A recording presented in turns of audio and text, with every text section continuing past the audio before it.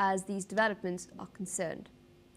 On that note, viewers, we're shifting focus to what's taking place in the South China Sea. We're now learning that the Chinese military Southern Theater Command is conducting combat readiness patrols in the waters and airspace around Scarborough Shoal.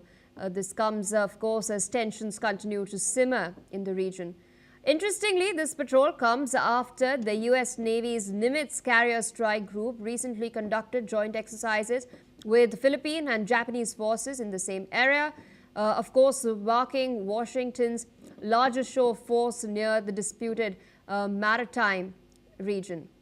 Meanwhile, the PLA Southern Theater Command reportedly has scrambled a bomber formation, including long-range 8.6 bombers to monitor Allied drills. Of course, Chinese state media has emphasized the operation as a show of readiness and a signal of Beijing's territorial claims. U.S. and Philippine officials, on the other hand, have stressed that their joint exercises focus on maritime domain awareness and anti-submarine warfare, strengthening deterrence, and upholding freedom of navigation under a rules-based international order. With us on the broadcast is Major General Rajan Kochar, international relations and defense expert. Interesting development coming in from the South China Sea. We do know that the Scarborough Shoal is a disputed region. We've been seeing Chinese build-up. The Spratly Islands are disputed. We've seen Chinese build-up at Mischief Reef as well. Scarborough Shoal lies in the exclusive economic zone. It is within the 200 nautical miles, I beg your pardon, area around Philippines itself. It's a disputed territory. Last week we saw the muscle flexing of US and its allies, and now China, of course, doing so as well. We've also seen, on the other hand, tensions as far as Taiwan is concerned also sort of escalate and spike. What do you make of China's posturing in this particular instance? Pia, I think this posturing of China is nothing new, because as you mentioned about Taiwan also, we have been seeing frequent show of force, Chinese fighter jets going near the maritime limits of Taiwan and trying to do provocative actions, and basically trying to tell Taiwan that they have the requisite force in case it warrants, they can even launch an attack. With Philippines, it is also a very, very old dispute. As you mentioned, the Scarborough Shoal. It is in September 2025, China unilaterally declared it as a natural forest reserve, Yes. or a nature reserve, I stand corrected.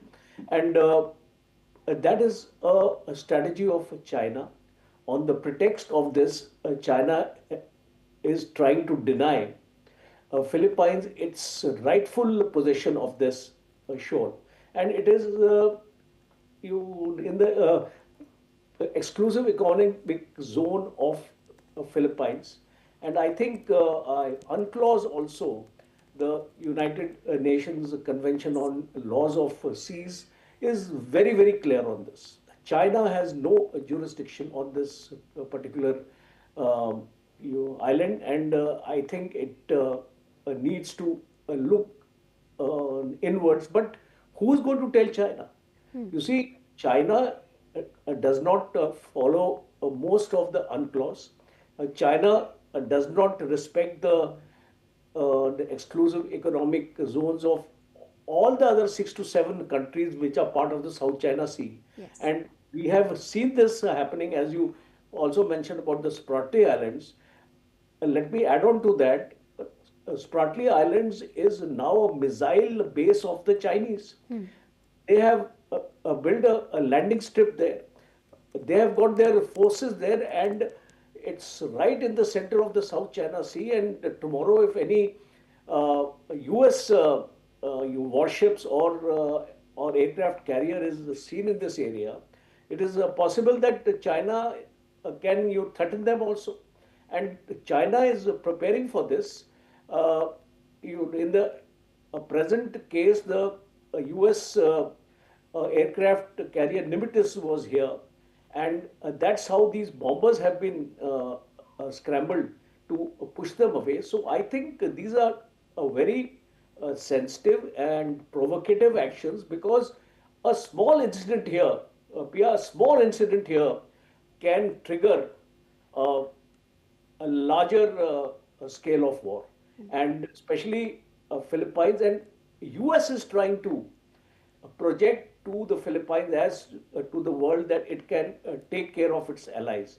So I think it is right now uh, a show of your muscle strength because the US is also trying to show its muscle here. And China is also trying to show its muscle here, and this has been happening a long time. If you remember, there was this a Coast Guard incident where cannons through cannons, the water was actually fired upon you at the Philippines vessel. So now, what is happening there on the ground is that China is not allowing any kind of Philippines Navy activity in this shoal, and that is the reason Philippines is buying BrahMos missiles from India. Yes. So this maritime version of the missile uh, is a very, very versatile piece of ammunition, and Philippines needs it to guard itself against the Chinese because in case there is a provocation, Philippines will also need these kind of cruise missiles, difficult to detect and very, very potent and extremely accurate. So I think this situation which is developing in the South China Sea is not good for either China, USA, or the Philippines, and must be de-escalated.